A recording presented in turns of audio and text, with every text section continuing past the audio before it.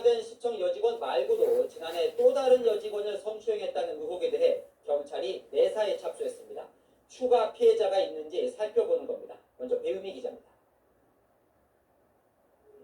오거돈 시장이 시청 여직원을 성추행한 건 지난 7일입니다.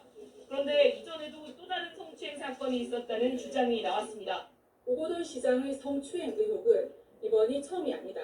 이미 작년에도 다른 여직원에 대한 성추행 의혹이 불거진 바 있다. 부산시의회 미래통합당 소속 의원들이 지목한 건 지난해 10월 유튜브 채널에서 제기한 오 시장의 여성 공무원 성추행 의혹입니다. 바로세로 연구소에서 성추행 여성 피해자가 있다라는 홍보를 하고 거기에 대한 대응으로 오 시장이 법적인 조치를 취했던 그 부분. 당시 오 시장은 소도옷을 가짜뉴스라며 유튜브 채널 운영자 3명에게 5억 원의 손해배상 청구 소송을 냈습니다. 하지만 부산시의회 관계자들은 당시에도 뒷말이 무성했다며 철저한 수사를 촉구했습니다. 직원들을 다 전 직원들은 경찰은 오 시장의 사퇴를 불러온 시청 여직원 성추행 사건과 함께 추가로 제기된 과거 성추문에 대해서도 사실관계를 파악하고 있습니다.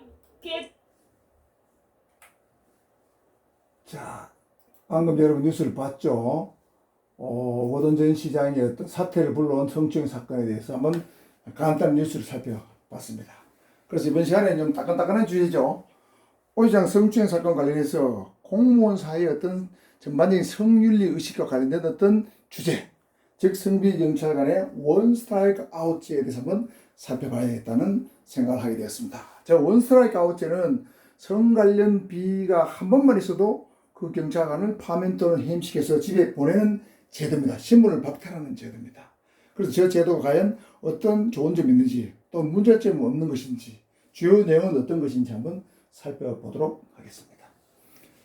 자, 오 시장이 사퇴하기 전에 안희정 전 충남지사도 바로 자기 부하 수행비서 김지은 씨하고 어떤 성추문으로 사퇴한 바가 있죠. 사퇴만 한 것이 아니라 지금 교도소 살고 있습니다. 자, 그럼 어떤 죄명으로 처벌받았는가 보면 형법상의 강제추행죄, 형법상의 업무상 위력에 의한 간음죄, 형법상 성폭법상 업무상 위력에 의한 추행죄 세 가지로 처벌을 받았어요. 자, 세부적으로 살펴보면 이 강제추행죄는 원래는 상대방을 폭행이나 협박으로 겁을 바짝 줘가지고 꼼짝 못하게 한 상태에서 가슴이나 엉덩이를 막 만지는 거예요. 강제로 키스하거나 강제로 어떻게 하는 겁니다. 완전히. 자, 그런데 지금에 와서는 대법원에서는 요거 플러스 기습적인 어떤 키스, 기습적으로 가슴을 만진다. 기습적인 추행도 이 범주 안에 포함시키고 있습니다. 좀 넓어졌습니다. 과거보다. 그 다음에 요거는 업무상 위력에 의한 간음이죠. 자, 업무상 위력이 요거 중요합니다. 요거는 직장 내에서 상급자가 자기의 어떤 지위를 이용해서 반강제로 부적절한 관계, 즉 성관계를 맺는 겁니다. 자, 상급자의 지위를 이용한 거예요. 인사권, 징계권을 지고 있으니까. 자, 요거는 성폭법은 성폭력범죄 처벌하는 특례법인데 거기도 업무상 위력이 나오는데 끝이 추행입니다. 요거는 간음이고 요거는 뭐냐면 요것도 상급자가 자기의 어떤 지위를 이용해서 강제로 더듬는 겁니다. 그러니까 이 정도를 보면 이게 법정이 10년, 요거는 7년, 3년이죠. 요게 제일 세고 두 번째고 세 번째입니다.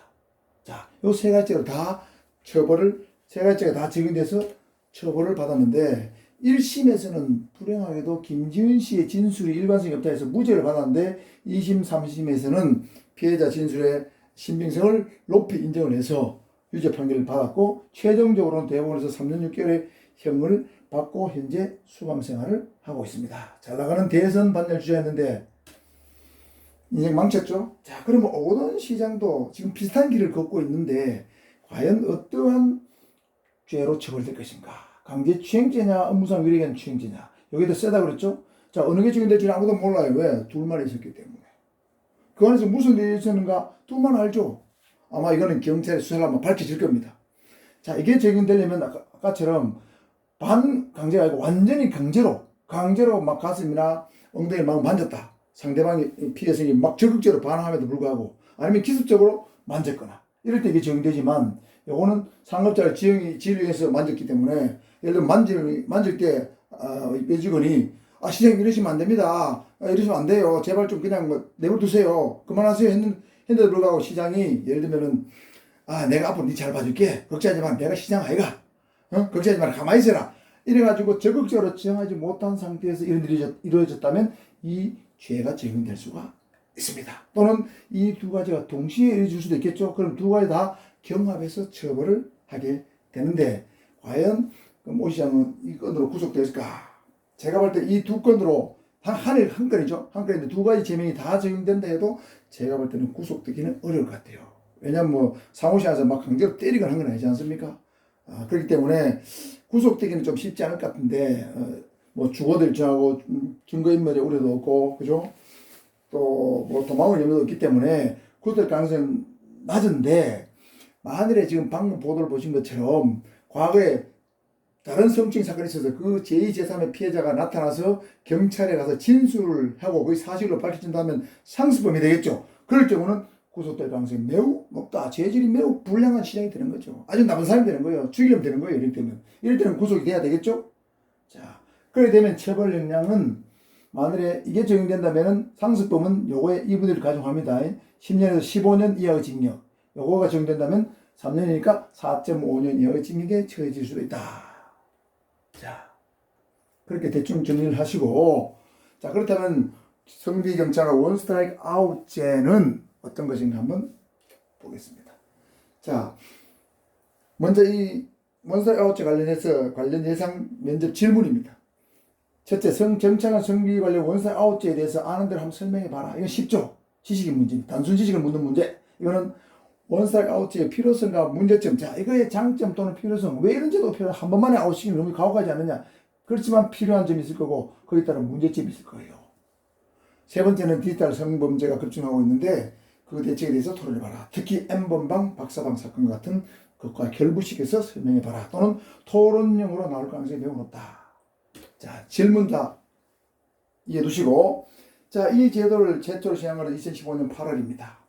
그 시행 배경은 이런 거예요. 그 당시에 교육학교에서 많은 성비 관련 사건이 발생했고, 경찰 내부에서도 상급자가 부하 의견을 데리고 뭐 성추행을 하거나 모텔에 들어가서 나쁜 짓을 하는 경우가 워낙 많이 발생해서 한 번만 걸려도 이건 집에 보내야 된다, 파면시켜야 된다, 이런 분위기를 진작시켜서 공직사회, 특히 경찰 조직사회 같은 성유의식을 제고시키려는 그런 목적으로 이 제도가 시행이 되었는데, 핵심 내용은 방금 설명드린 것처럼 성폭행, 강간이나 강제추행을 하게 되면 파면 또는 해임입니다. 이건 집에 완전히 보내는 거예요.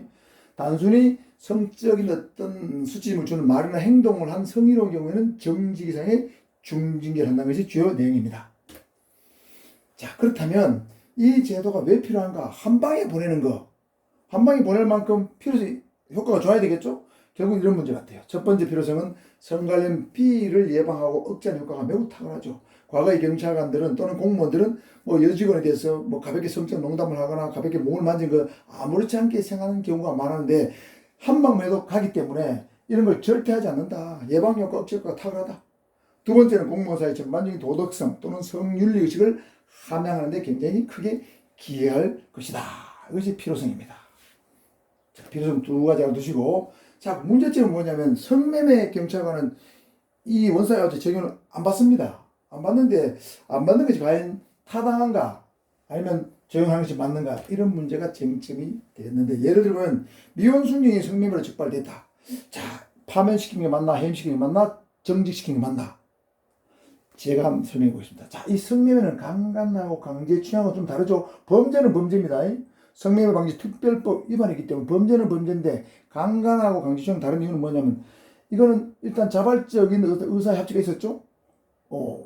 여성과 남성이 일단 의견 일치가 있었습니다. 그 다음 돈을 줬어요. 그렇죠? 그 다음 다른 별다른 피해자가 없습니다.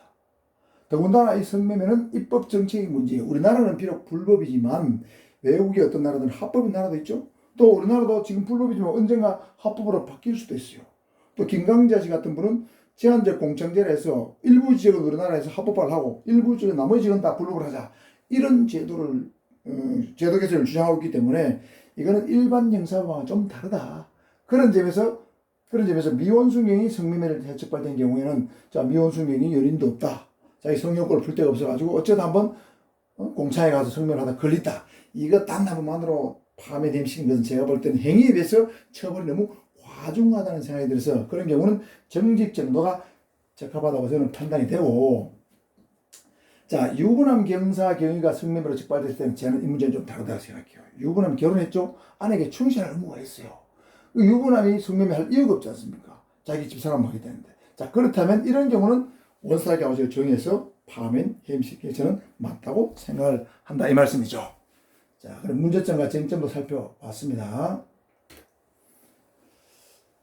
자, 그래서 이번 시간에는 이제 오던 시장 사건 관련해가지고, 성비 경찰과 원스트라이크 아웃에 대해서 한번 살펴봤는데, 토론 문제로 또 출제될 것이고, 또는 실무에서 출제될 것이고, 또 인성에 관련해서도 이 경찰관의 성의식, 수험생의 성의식이 어느 정도인가에 대해서도 물어볼 수 있기 때문에, 다양한 분야에서 출제가 예상이 되고, 다음번에는 디지털 성범죄의 범위와 종합대책. 이게 정부에서 종합대책 발표했죠? 심각한 문제예요. N번방, 박사방, 다크웹 이런 사람 관련해서. 그래서 이 주제에 대해서도 한번 다음에는 꼭 다뤄보도록 하겠습니다. 기대해 주시고 구독 눌러주시길 부탁드리겠습니다. 감사합니다.